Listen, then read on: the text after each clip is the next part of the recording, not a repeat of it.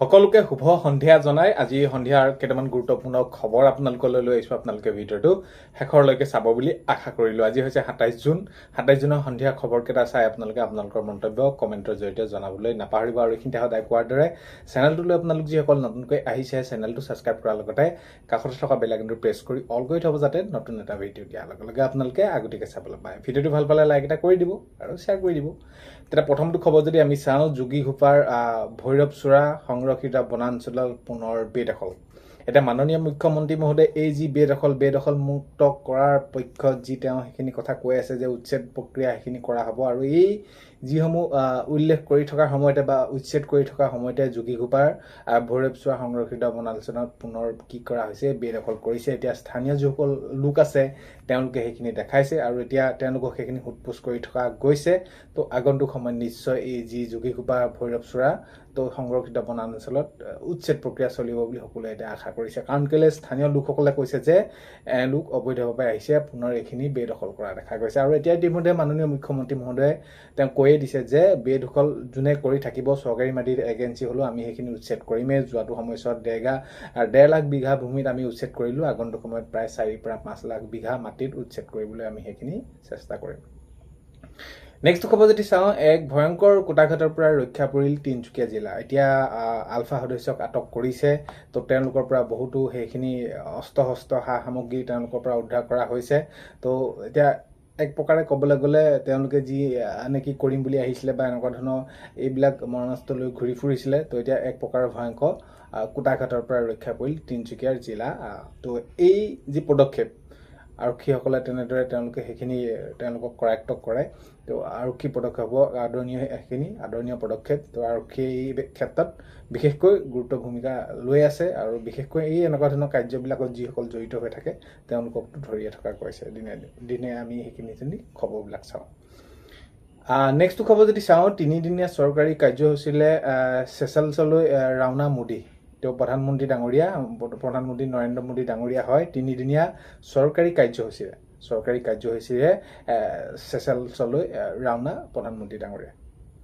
Next খবৰ যদি চাওঁ, বনমন্ত্ৰীৰ নিৰ্দেশৰ পাছতে একশ্যন মুডত হোজাই বন বিভাগ। তো এতিয়া বনমন্ত্ৰীয়ে যিদৰে নিৰ্দেশ দিছিলে যে বন বিভাগত যিসমূহ দুৰ্নীতি হৈ আছে, যেনেদৰে এতিয়া ধৰি লওক কাঠফলা মিলত যিসকলো অবৈধভাৱে যিসকলে তেনেদৰে মিল স্থাপন কৰিছে, তাত কাঠ আনি পিনি চোৰাংভাৱে সেইখিনি তেওঁলোকে কি কৰে, ব্যৱসায় কৰে।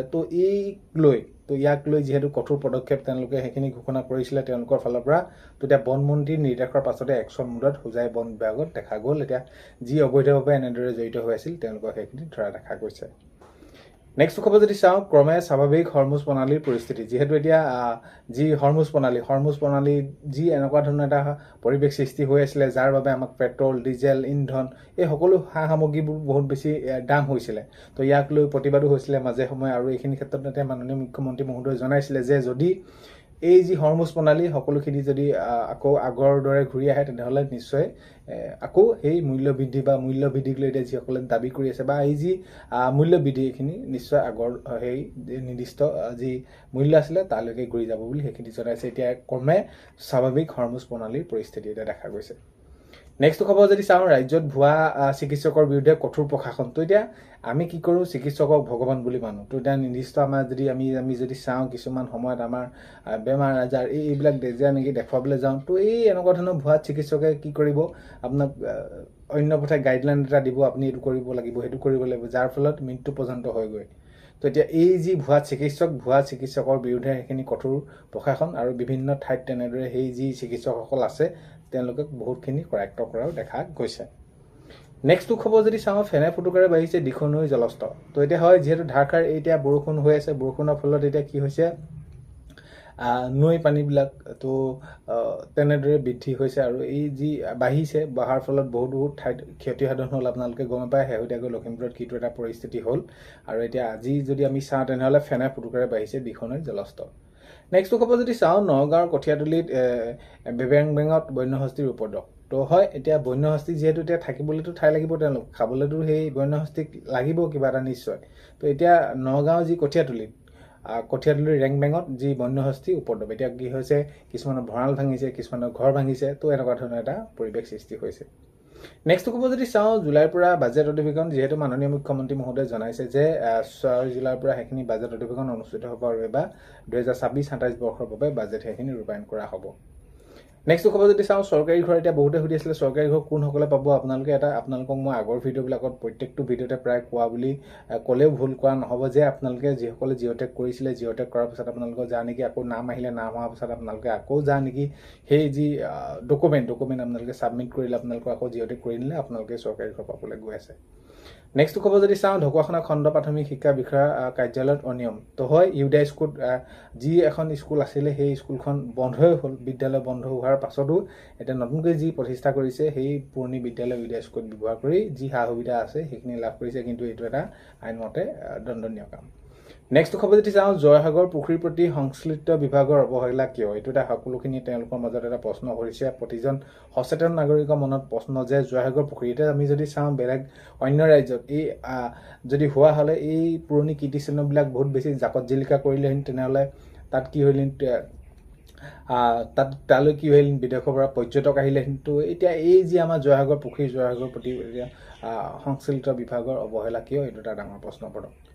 নেক্সট খবৰ যদি চাওঁ ডিগবৈত ধনেশ পক্ষী নিধন কৰি গ্ৰেপ্তাৰ 3 যুৱক তো এই এনেকুৱা ধৰণৰ কাৰ্য জড়িত যিসকল থাকে লোক তো তেওঁলোককতো ডাইৰেক্ট গ্ৰেপ্তাৰ কৰিব লাগে কাৰণ কেলৈ প্ৰকৃতি থাকিলে আমি থাকিম তো প্ৰকৃতি নাথাকিলে আমি কেনেদৰে থাকিম তো এইবিলাক কাণ্ড কৰাবিলাকক কি কৰা হয় তো এইবিলাকক শাস্তি দিব লাগে উচিত ব্যৱস্থা গ্ৰহণ কৰিব লাগে এই এনেকুৱা ধৰণৰ কাৰ্যৰ সৈতে জড়িতবিলাকক। নেক্সট খবৰ যদি চাওঁ গছত উঠি লেটেকু খোৱা দেখা গ'ল অখিল গগৈ ডাঙৰীয়া শিৱসাগৰ বিধায়ক অখিল গগৈ ডাঙৰীয়াক দেখা গ'ল হয় গছত উঠি লেটেকু তেওঁ খোৱা দেখা গ'ল। নেক্সট খবৰ যদি চাওঁ উচ্ছেদ প্ৰক্ৰিয়া চলিব মাননীয় মুখ্যমন্ত্ৰী মহোদয়ে ইতিমধ্যে জনাইছে যিকোনো প্ৰকাৰে সেইখিনি উচ্ছেদ কৰিবই যি যেনেদৰে আছে য'ত যেনেকৈ নহওক কিয় উচ্ছেদ প্ৰক্ৰিয়া চলিবই উচ্ছেদক লৈ আমি কেতিয়াও সেইখিনি কম্প্ৰমাইজ নকৰোঁ মুঠতে অবৈধভাৱে যিসকলে দখল কৰি আছে মাটি ভেকেঞ্চি মাটি যদি কোনোবাই দখল কৰি আছে উচ্ছেদ প্ৰক্ৰিয়া চলিব।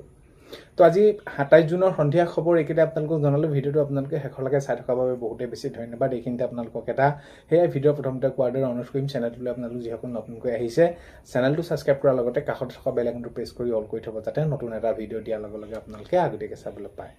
তো আজিলৈ ইমানেই অন্য এটা ভিডিঅ'তে লগ পোৱাৰ আশাৰে বাই।